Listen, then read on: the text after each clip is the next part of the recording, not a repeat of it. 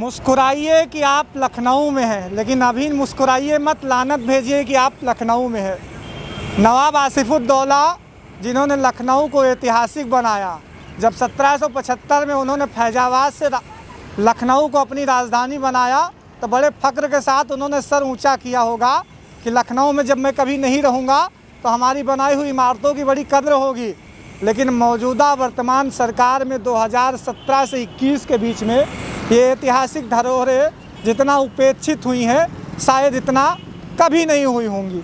आप मेरे पीछे देखिए कि इलेक्ट्रिक का एक बॉक्स है, ऐसा खुला हुआ लगा हुआ है कि जैसे रूमी दरवाजे के साथ इसको भी प्रदर्शनी में लगाया गया है कि आप उत्तर प्रदेश सरकार के इन कामों कारनामों को देखिए और मुख्यमंत्री जी की सराहना कीजिए। दूसरी बात आप देखिए कि किस तरीके से दीवारें टूट रही हैं और यहाँ का नगर निगम और यहाँ का लखनऊ विकास प्राधिकरण मानो अपनी सारी जिम्मेदारियाँ भूल चुका हो।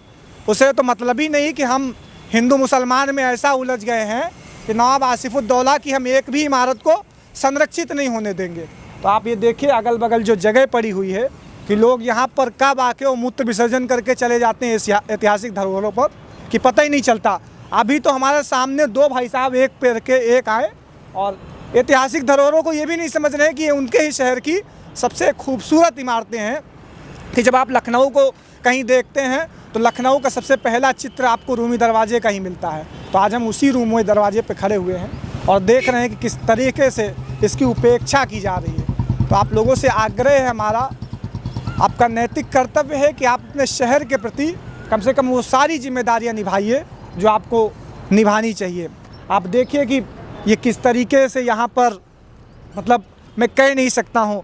रात में जब मैं आया यहाँ पर तो इन रूमी दरवाजे की लाइट भी नहीं जल रही थी और तमाम तरीके की आज ये 200-250 साल पुरानी जो इमारतें हैं जो बाहर से टूरिस्ट आते हैं देखने के लिए कि देखिए लखनऊ जो पहले आपका शहर था, पहले आपका कल्चर था यहाँ पे, आज वहाँ पे क्या कुछ है। लेकिन बड़ा दुख हो रहा है बताते हुए कि सरकार ने किस तरीके से उपेक्षा की हुई है। जगह जगह पॉलीथीन फड़ी हुई हैं, प्लास्टर गिर रहा है और एएसआई के पास करीबन 60 इमारतें लखनऊ समेत लखनऊ में ऐसी हैं जिनको आज संरक्षित करने की ज़रूरत है। लेकिन एएसआई, नगर निगम, एलडीए सब अपने सिर्फ फॉर्मेलिटी करते हुए नज़र आ रहे हैं। मतलब बद से बदतर स्थिति हो चुकी है ऐतिहासिक इमारतों की।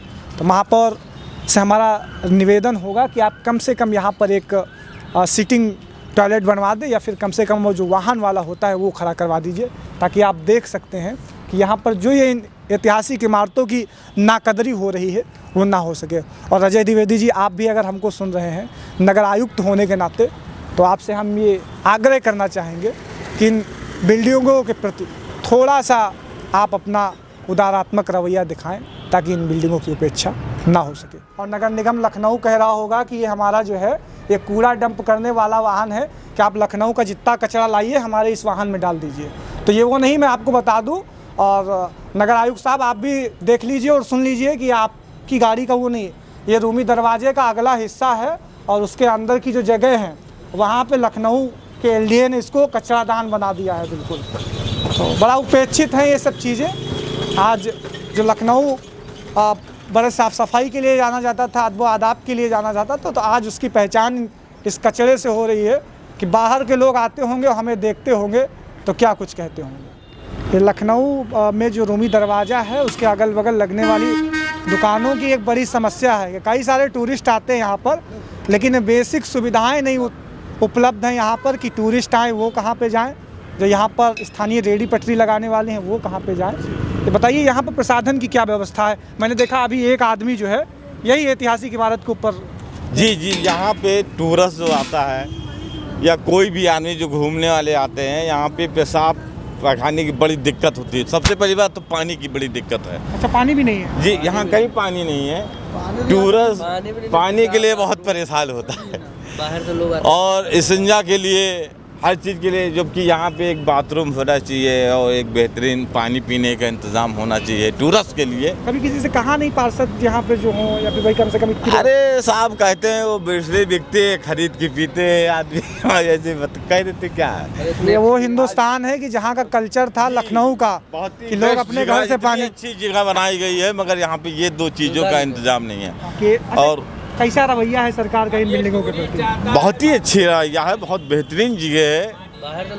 हाँ, बाहर से तमाम सारे लोगों की तमाम समस्याएं, मानो दुकानदारों के पास पहुंचे तो उनकी पीड़ा फफक पड़ी।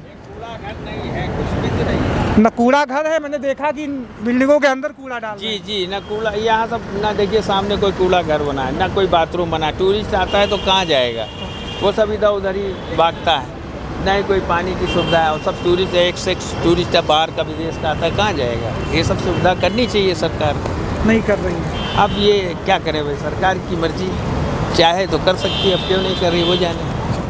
या बाथरूम कहीं जाना है तो आदमी है वो तो इधर उधर कोने में कहीं कर लेगा, लेडीज़ कहाँ जाएगी। नहीं, कोने में वो भी नहीं करना चाहिए। नहीं करना नहीं, जब एक चीज़ नहीं है, कोई सुविधा होनी चाहिए, सरकार को करनी चाहिए। कूड़ा घर होना चाहिए, एक बाथरूम होना चाहिए, पानी की सुविधा, एक टंकी होना चाहिए। अगर टूरिस्ट यहाँ घूम रहा है तो उसको इतनी सुविधाएं तो होनी चाहिए। ये सरकार की जिम्मेदारी बनती है, अब करे ना करे ये सरकार जाने। लखनऊ हाईटेक सिटी बनाने की बात कर रहे हैं मुख्यमंत्री जी। स्मार्ट सिटी का प्रोजेक्ट चल रहा है यहाँ पर। हर साल स्मार्ट सिटी के नाम पे करोड़ों रुपया आता है और ये नगर निगम और एलडीए विभाग ऐसे डकार जाते हैं कि जैसे अजगर अपने मुंह में कोई जानवर। तो अगर हमें सुन रहे हैं आप, तो कम से कम वो जो स्मार्ट सिटी के नाम पे थोड़ा भी पैसा आ रहा है, तो इस ऐतिहासिक हुसैनाबाद ट्रस्ट के आमने सामने आप एक पीने की पानी की टंकी कम से कम, और दूसरा यहाँ पर कोई सामुदायिक शौचालय टाइप की व्यवस्था करवा दें। वीडियो जर्नलिस्ट अभिषेक के साथ आयुष तिवारी, लखनऊ।